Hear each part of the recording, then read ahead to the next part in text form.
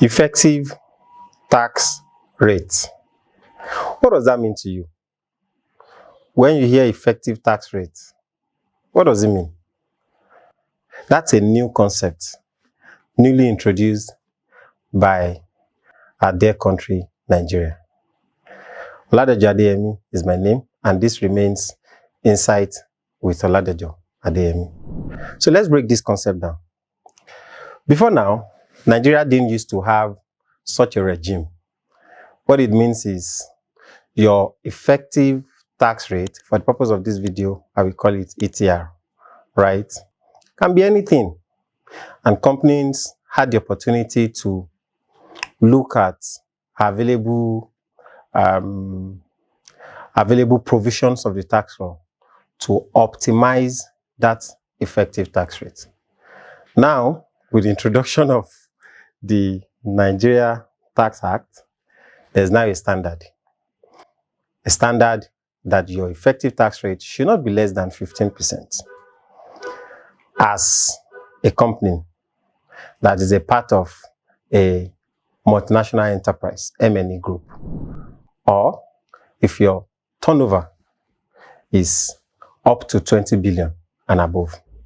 That is going to be applying to you. Now, this changes the entire concept, because if you are very familiar with some of these concepts, they are a global concept. This effective tax rate, for instance, shares a great extent of similarity with the Pillar 2 that is being, the initiative that is being proposed, globally by the OECD. But don't let me bore you with all of those details. What you need to know is, as a big company with turnover that is up to 20 billion, in any year that your effective tax rate is less than 15%, you would be required to pay that difference, and that will be added to whatever percentage you've paid before, such that the minimum tax you would have paid for that particular year will not be less than 15%, except, of course, your turnover is not up to 20 billion or you are not a part of an M&E group. The law also specifies what effective tax rate means, so that there is no ambiguity about how you should arrive at that percentage. In a nutshell, when you take the tax you have paid, based on the law, it says by dividing the aggregate of the covered tax paid by the company for any year of assessment by the profit. In fact, the law goes ahead to define what profit is so that there is no ambiguity.